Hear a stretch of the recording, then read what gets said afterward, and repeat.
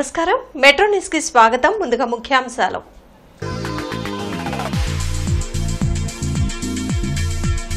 CM Chandrababu అధ్యక్షతన CRDA సమావేశం పలు కీలక నిర్ణయాలకు ఆమోదం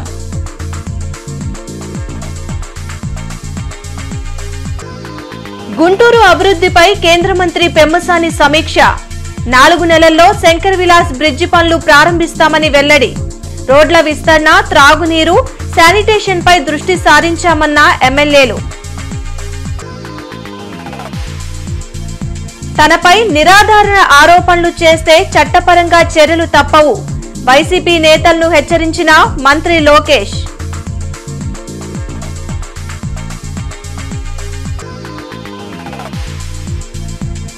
నేతన్నలకు కూటమి ప్రభుత్వం అండగా ఉంది వేతనాలు పెన్షన్లను పెంచామన్న మంత్రి సవిత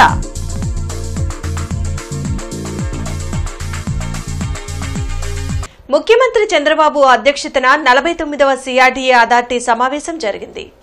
ఉండవల్లిలోని సీఎం క్యాంపు కార్యాలయంలో నిర్వహించిన ఈ సమావేశంలో పలు అంశాలపై చర్చించి కీలక నిర్ణయాలు తీసుకున్నారు.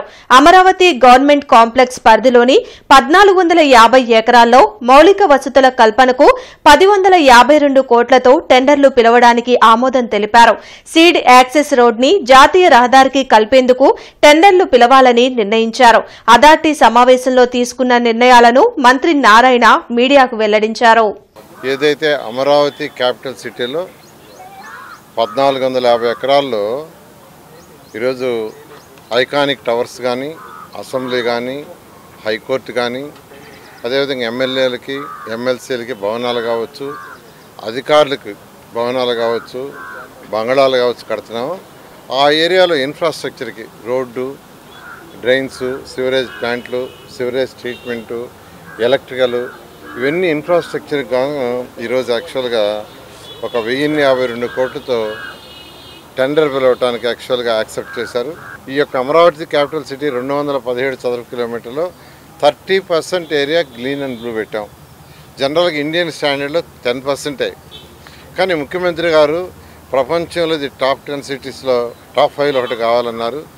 అందులో కూడా ప్రత్యేకంగా గ్రీన్ అండ్ బ్లూ ఉంటే పెట్టమన్నారు. దాని మీద ఈరోజు దాని ఎక్స్పర్ట్స్ కొందరితో దాని డీటెయిల్గా యాక్చువల్గా డిస్కస్ చేయడం జరిగింది. ఈ విధంగా ఈరోజు అథారిటీ మీటింగ్ మేజర్గా ఈ 2 విషయాలు గ్రీన్ అండ్ బ్లూ మీద చేయడం జరిగింది. గుంటూరు అభివృద్ధిపై కేంద్ర మంత్రి పెమ్మసాని చంద్రశేఖర్ సమీక్షా సమావేశం నిర్వహించారు. ప్రజా ప్రతినిధులు అధికారులతో కలిసి అభివృద్ది పనులపై చర్చించారు. ఏడాది కాలంలో గణనీయమైన అభివృద్ధిని సాధించామన్నారు. అమృత్ భారత్ కింద రైల్వే ప్రాజెక్టులు శంకర్ విలాస్ బ్రిడ్జ్ ఆర్ఓబీల నిర్మాణాలపై కేంద్ర మంత్రి పెమ్మసాని చంద్రశేఖర్ కలెక్టరేట్లో సమీక్ష జరిపారు. సమావేశంలో MLA Naseer Ahmed Galla Madhavi Ramanjaneyulu collector Nagalakshmi JC Bhargava Teja commissioner Srinivasulu mayor Kovelmudi Ravindra deputy mayor Sajeela ఇతర అధికారులు పాల్గొన్నారు. శంకర్ విలాస్ బ్రిడ్జి పనులు ఎప్పటికప్పుడు ప్రజలకు అందుబాటులో ఉంచాలని పెమ్మసాని సూచించారు.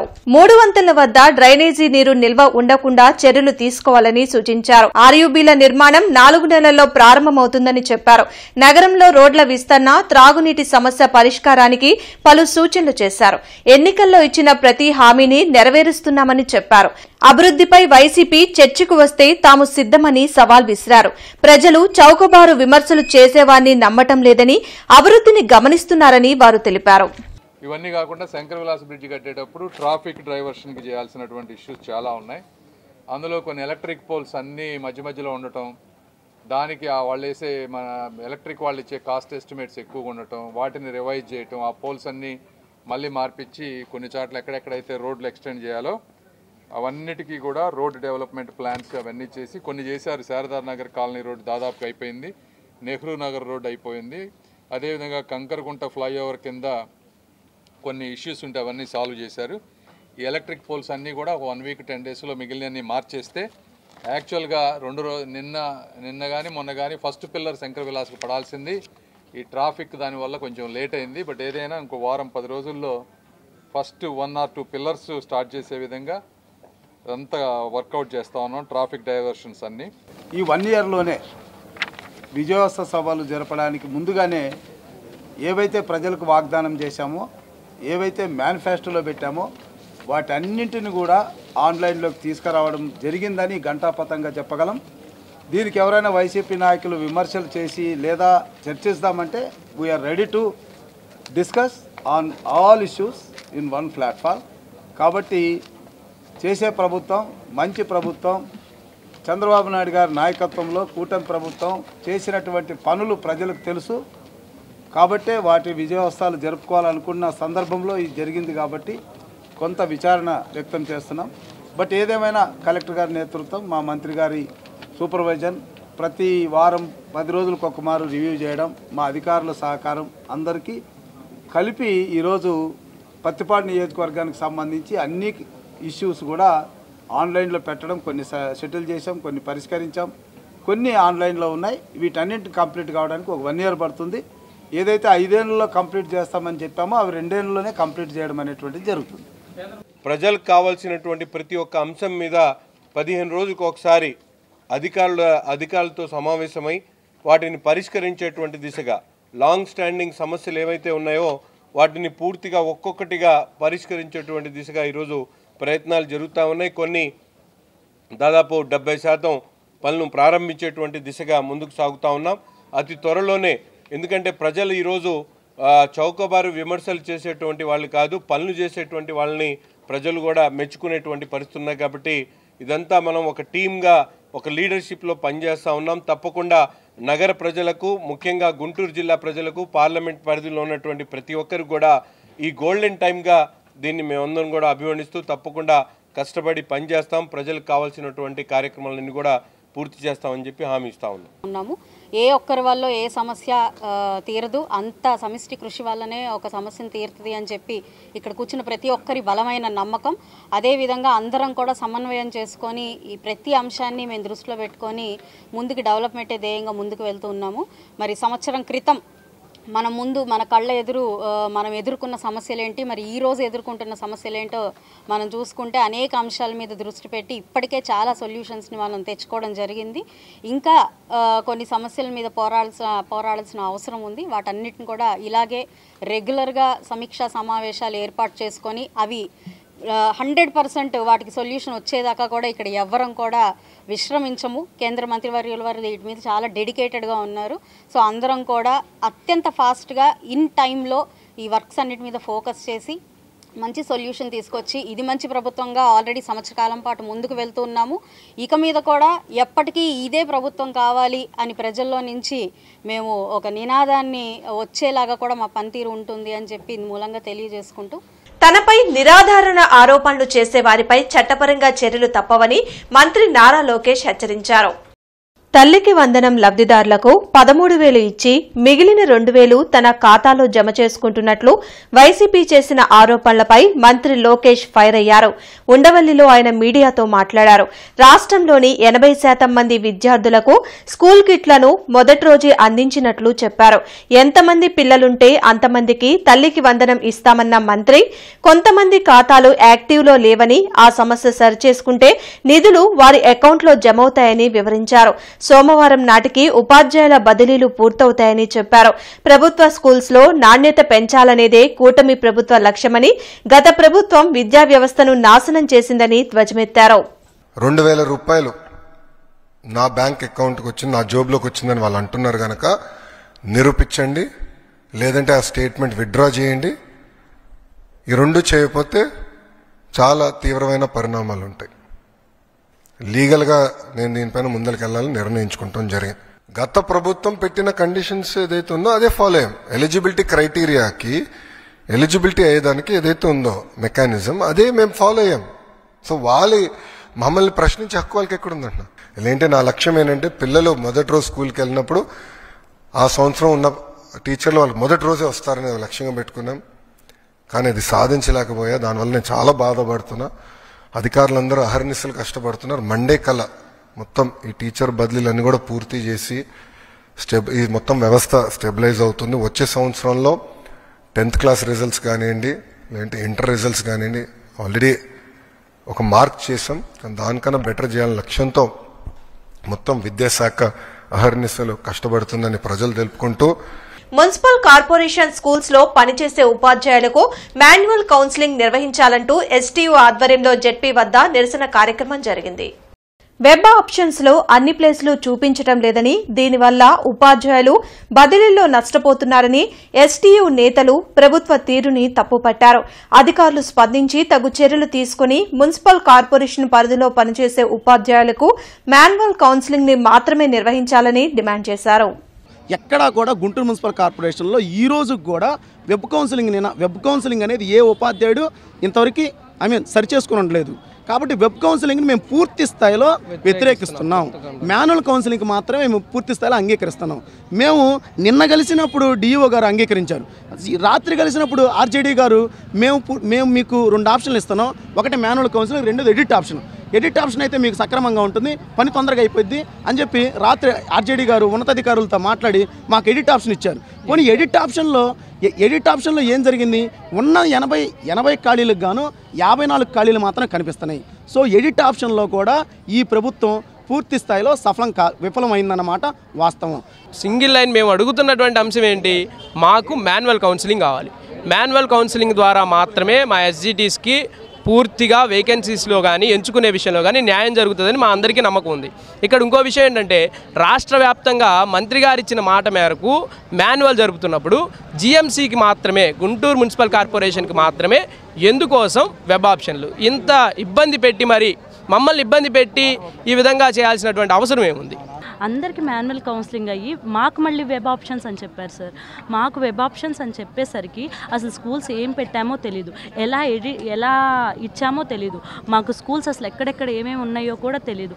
అలాంటిది మేము ఒక ఫుల్ ఆఫ్ కన్ఫ్యూజన్లో ఈ ఆప్షన్స్ పెట్టడం జరిగింది సార్. మాకు అసలు నిజంగా దీని గురించి ఒక పూర్తి అవగాహన లేకుండా మేము ఆప్షన్స్ పెట్టాం. దానికి తోడు ఒకసారి వెబ్ ఆప్షన్ అంటారు, ఒకసారి మాన్యువల్ ఆప్షన్ అంటారు. దీనివల్ల మేము ఎంతో ఒత్తిడికి గురవుతున్నాం. ముఖ్యంగా ఆడవాళ్ళు సార్, ఇక్కడున్న ప్రతి ఒక్క లేడీస్ ఇంట్లో అర్ధరాత్రి కూడా మెసేజ్లు వస్తున్నాయి sir, manual option, web option అని. దానివల్ల ఎంతో ప్రెజర్కి గురయ్యి చాలా ఇబ్బంది పడడం జరిగింది. డీసీఎంఎస్ చైర్మన్ గా బాధ్యతలు స్వీకరించిన వడ్రానం హరిబాబుకి అభినందన సభ ఏర్పాటు చేశారు. హిందూ ఫార్మసీ ఎదురుగా ఉన్న ఏ కన్వెన్షన్ హాల్లో శనివారం ఉదయం అభినందన సభ జరగనుంది. ఈ కార్యక్రమంలో కేంద్ర మంత్రి పెమ్మసాని చంద్రశేఖర్, మంత్రులు అచ్చెన్నాయుడు, నాదెండ్ల మనోహర్, కందుల దుర్గేష్, ఎంపీలు తెన్నేటి కృష్ణప్రసాద్, ఎమ్మెల్యేలు, ఎమ్మెల్సీలు, పలు కార్పొరేషన్ల చైర్మన్లు, కూటమి నేతలు హాజరు కానున్నట్లు నిర్వాహకులు తెలిపారు.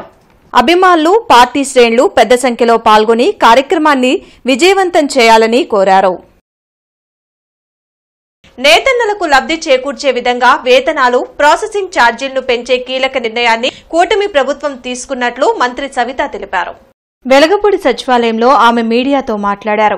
ఆప్కోకు ఉత్పత్తుల్ని సరఫరా చేసే ప్రాథమిక చేనేత కార్మికుల సహకార సంఘాలు, వాటి కింద పనిచేసే నేత కార్మికులకు వేతనాలు, ఛార్జీల పెంపు వర్తిస్తుందని స్పష్టం చేశారు. 50 ఏళ్లు పైబడిన నేతన్నలకు ప్రతి నెల 4000 చొప్పున పెన్షన్లు అందజేయడం జరుగుతుందన్నారు. ఆప్కో, లేపాక్షి పనితీరు మెరుగుపరచడానికి ఐఐఎంతో ఒప్పందం చేసుకున్నట్లు మంత్రి సవిత వివరించారు. ఆప్కో ఉత్పత్తులు సరఫరా చేసే ప్రాథమిక చేనేత కార్మికుల సహకార సంఘాలకు బ్లీచింగ్ ఛార్జీలు బండిల్కి 129 నుంచి 148 రూపాయలు పెంచాం. అంటే 15%. డయింగ్ ఛార్జెస్ కూడా 362 నుంచి 434 రూపాయలు. బెడ్షీట్ కూడా 83 నుంచి 100 రూపాయలకు పెంచాం. అంటే 20% పెంచాం. టవాళ్ళు లేబర్ కూడా 31 రూపాయల నుంచి 40 రూపాయలు పెంచడం కూడా జరిగింది. ఒక పక్క పెన్షన్ 4000 అందజేస్తున్నాం. అదేవిధంగా పవర్ ఛార్జెస్ ఏదైతే మనం గతంలో చెప్పామో, మరమగ్గాలకు 500, మరి హ్యాండ్లూమ్స్కి 200, పవర్లూమ్కి 500 యూనిట్ల కరెంటు ఉచితమన్నాం. అదనంగా వాళ్ళ వర్క్షెట్స్ మనం ఎంకరేజ్ చేస్తున్నాం. ఒక్కొక్క నేతన్నకు 3000 రూపాయల దాకా అదనంగా మిగులుబాటు అవుతుందన్న విషయాన్ని కూడా మీకు తెలియజేస్తూ, మానవతా స్వచ్ఛంద సేవా సంస్థ ఆధ్వర్యంలో గుంటూరులోని జనచైతన్య వేదిక హాల్లో ప్రపంచ వృద్ధుల వేధింపు నివారణ అవగాహన దినోత్సవ సభకు సీనియర్ సివిల్ జడ్జ్, జిల్లా legal services authority secretary Syed Ziauddin ముఖ్య అతిథిగా హాజరయ్యారు. ఈ సందర్భంగా జియావుద్దీన్ మాట్లాడుతూ సమాజంలో వృద్ధుల సంఖ్య గణనీయంగా పెరుగుతుందని వారిని వేధించకుండా సంరక్షించుకునే బాధ్యత వారసులు చేపట్టాలని తెలిపారు. వృద్ధుల ఆస్తుల్ని బ్యాంకుల్లో రిటర్నబుల్ మార్టిగేజ్ చేయడం ద్వారా ప్రతి నెల బ్యాంకుల నుండి ఆర్థిక సహాయం పొందొచ్చని తెలిపారు. వారసులకు గిఫ్ట్ డీడ్ ద్వారా వృద్ధుల ఆస్తులను రిజిస్ట్రేషన్ చేసేటప్పుడు వారసులు సక్రమంగా చూడకపోతే గిఫ్ట్ డీడ్ రద్దవుతుందనే అంశాన్ని గిఫ్ట్ డీడ్ లో ప్రస్తావిస్తే సత్ఫలితాలు ఉంటాయని అన్నారు. 2008 ఏప్రిల్ 28న తల్లిదండ్రుల వయోవృద్ధుల పోషణ సంక్షేమ చట్టం అమల్లోకొచ్చిందని, వృద్ధులకు అన్యాయం జరిగితే జిల్లా న్యాయాధికారి సేవా సంస్థల ద్వారా న్యాయం పొందవచ్చునన్నారు. మానవతా స్వచ్ఛంద సేవా సంస్థ చైర్మన్ పావులూరి రమేష్ మాట్లాడుతూ వయోవృద్ధులు అనేక సమస్యలతో ఆర్థిక ఇబ్బందులతో కొనసాగుతున్నారని, వృద్ధాశ్రమాలు ఆహ్లాదకర వాతావరణంలో మంచిగా నడపాలన్నారు.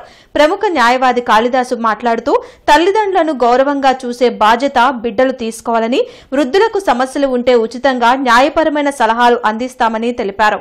ఈ కార్యక్రమంలో మానవతా నేతలు Thunuguntla Sundararamaiah, retired additional SP KV Chalapathirao తదితరులు పాల్గొన్నారు. మనం పిల్లల్ని ఎట్ట పెంచుతామో వాళ్ళు మనకు అదే మనం ఒక అద్దంలో నిలబడి చూసుకున్నట్టే. మనం ఏ విధంగా వాళ్ళకి ఇస్తున్నాం వాళ్ళు మనకి రిటర్న్ అట్టే ఇస్తున్నారు. ఇంకా ఎక్కువగా ఈ సమాజంలో ఇంకా బయట తిరిగి ఇంకా చెడిపోతున్నారు కూడా. ఒక మాటలో చెప్పాలి, ఫిజికల్గా అటాక్ చేయడం, లేకపోతే వాళ్ళని మానసికంగా మాటలతోటి హింస పెట్టడం లాంటిది మనం సమాజంలో చూస్తున్నాం. ఇది చాలా దురదృష్టమైన విషయం. వాళ్ళు వృద్ధులు ఎంతో గౌరవించబడాల్సిన పోయి వాళ్ళని మనం సమాజంలో చాలా మంది హింస పెడుతూ ఉన్నాం. సిపిఐ నగర మహాసభలు జూలై 24న గుంటూరులోని శారదా కాలనీలో నిర్వహించనున్నట్లు సిపిఐ నగర సమితి కార్యదర్శి కోట మాల్యాద్రి తెలిపారు. కొత్తపేటలోని మల్లయ్యలింగం భవన్లో అంజిబాబు, అరుణ్ కుమార్ తో కలిసి ఆయన మీడియాతో మాట్లాడారు.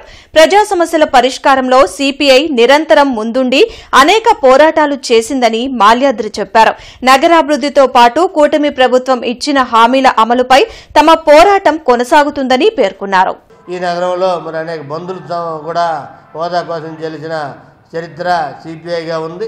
దీన్ని బట్టి ఈ నగరంలో మరి రోడ్లకు సంబంధించి స్థానిక సమస్యలకు సంబంధించి కూడా నిత్యం పనిచేస్తూ ఉన్నాం. మహాసభలు 25వ మహాసభలు గుంటూరు నగరంలో మరి శారదా కాలనీలో 24వ తారీఖున జూలైలో జరగబోతూ ఉన్నాయి. వీటికి నగర ప్రజలంతా కూడా సహకరించాలని, విజయవంతం చేయాలని కోరుతా ఉన్నాం. అట్లాగే జిల్లా మహాసభలు కూడా ఆగస్టు 4, 5 తారీఖుల్లో గుంటూరులోనే జరగబోతూ ఉన్నాయి. వాటిని కూడా మరి విజయవంతం చేయాలని సిపిఐగా కోరుతా ఉన్నాం. కూటమి ప్రభుత్వం అధికారంలోకి వచ్చినప్పటి నుండి వైసీపీ శ్రేణులపై అక్రమ కేసులు బనాయించడమే పనిగా పెట్టుకుందని మాజీ మంత్రి అంబటి రాంబాబు ధ్వజమెత్తారు. గుంటూరులో జరిగిన వైసీపీ లీగల్ సెల్ సమావేశంలో ఆయన పాల్గొని మాట్లాడారు. ప్రభుత్వం పెడుతున్న తప్పుడు కేసులపై తమ లీగల్ సెల్ అద్భుతంగా పనిచేస్తూ కార్యకర్తలు, నాయకుల్లో ధైర్యాన్ని పెంచుతున్నారని చెప్పారు. పార్టీ కష్టకాలంలో ఉన్న సమయంలో పనిచేస్తున్న వారందరికీ తప్పక గుర్తింపు లభిస్తుందని తెలిపారు. ఈ సమావేశంలో పోతిన మహేష్, మోదుగుల వేణుగోపాల్ రెడ్డి, మనోహర్ రెడ్డి తదితరులు పాల్గొన్నారు.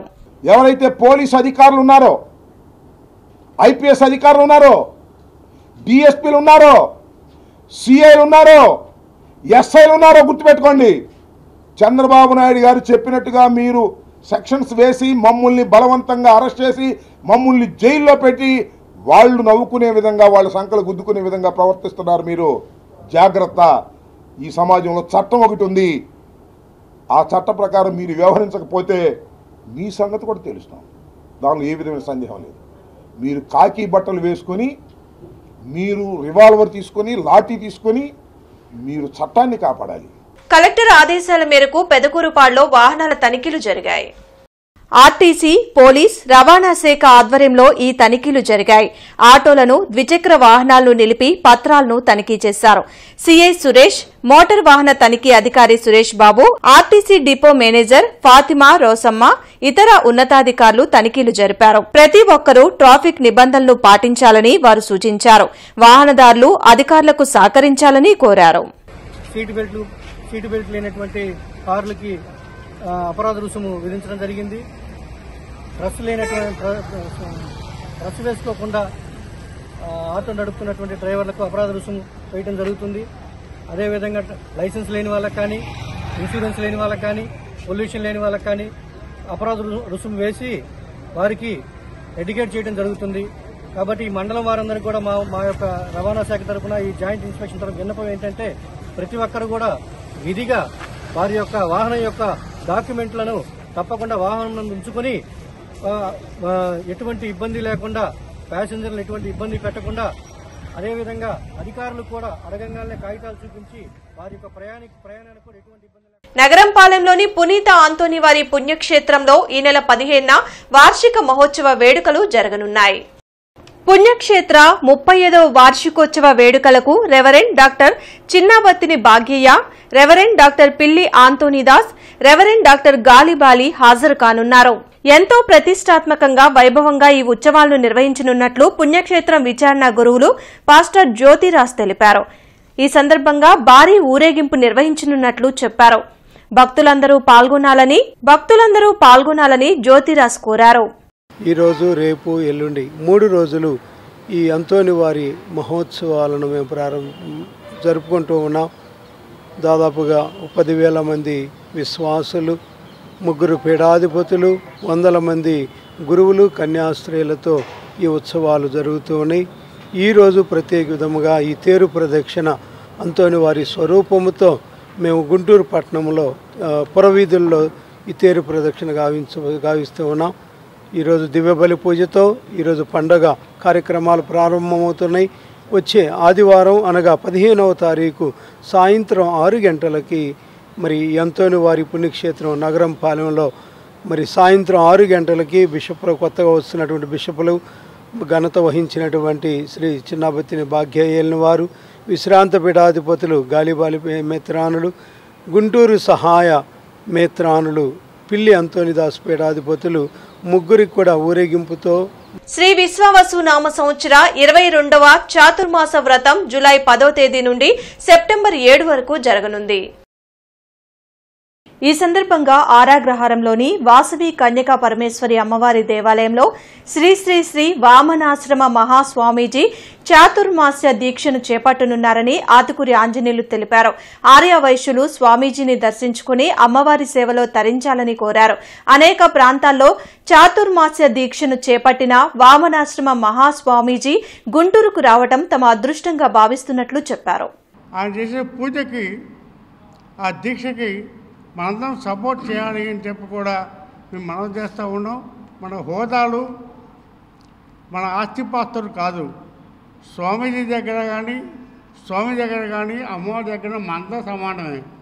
దీంట్లో ఎక్కువ తక్కువ ఆలోచన చేయకుండా మనందరం కలిసికట్టుగా కార్యక్రమం చేసి జూలై 10 నుంచి సెప్టెంబర్ 7 దాకా మనందరం అమ్మవారి దేవస్థానంలో ఉన్నటువంటి 22వ చాతుర్మాస సేవా సమితి తలపెట్టినటువంటి కార్యక్రమాన్ని జయప్రదం చేయాలని చెప్పి కూడా మీ అందరికీ 2 చేతులు ఎత్తి మనవి చేస్తూ ప్రజలు మొత్తం కూడా టయానికి వచ్చేసి ఈ యజ్ఞాన్ని, ఈ దీక్షని జయప్రదం చేయమని చెప్పి కూడా మరి అదేవిధంగా ఈ యొక్క చాతుర్మాస్య దీక్ష అనేది ఒకరు చేస్తేనో లేకపోతే ఒక వ్యక్తి చేస్తేనో సంపూర్ణం అయ్యేది కాదు.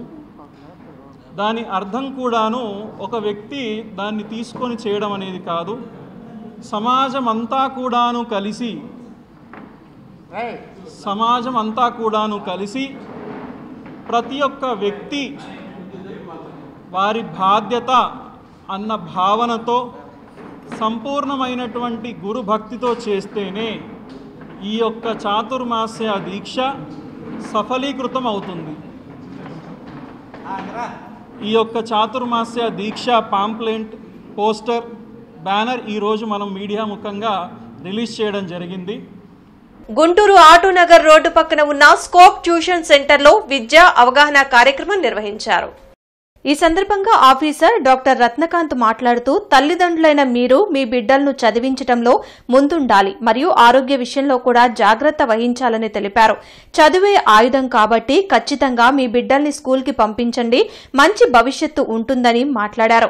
స్కోప్ సేవల్ని కొనియాడారు. పేద విద్యార్థులకు డాక్టర్ రత్నకాంత్, రాజు, వీరాంజనేయులు, ప్రసాద్ దాతల సహాయంతో బట్టల పంపిణీ కార్యక్రమం జరిగింది. స్కోప్ డైరెక్టర్ కొండలరావు మాట్లాడుతూ వారి జీవితాల్లో విద్య వెలుగును నింపుటకు ఈ సేవ చేస్తున్నామని, సహాయం చేసిన దాతలకు ధన్యవాదాలు చెప్పారు.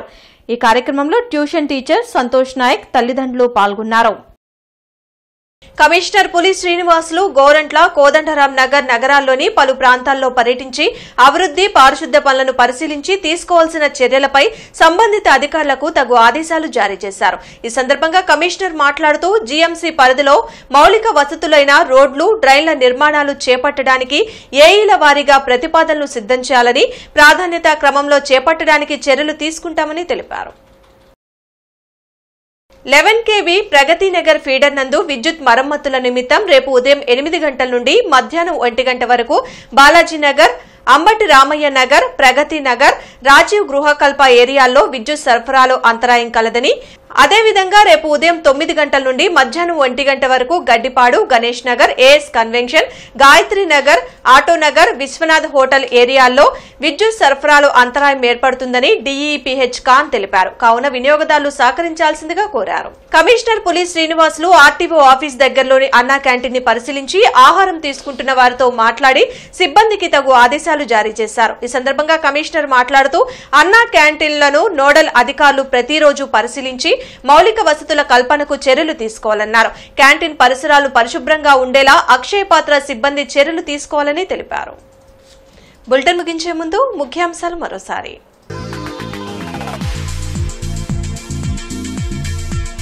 సీఎం చంద్రబాబు అధ్యక్షతన సిఆర్డీఏ సమావేశం, పలు కీలక నిర్ణయాలకు ఆమోదం.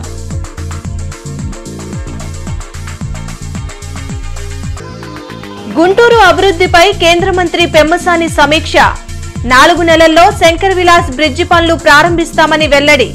రోడ్ల విస్తరణ, త్రాగునీరు, శానిటేషన్ పై దృష్టి సారించామన్న ఎమ్మెల్యేలు. తనపై నిరాధారణ ఆరోపణలు చేస్తే చట్టపరంగా చర్యలు తప్పవు, వైసీపీ నేతలను హెచ్చరించిన మంత్రి లోకేష్.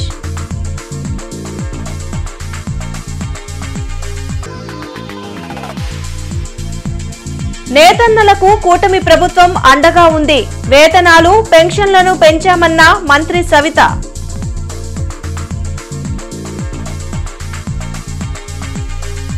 ఈ వార్తలు ఇంతటితో సమాప్తం. నమస్కారం.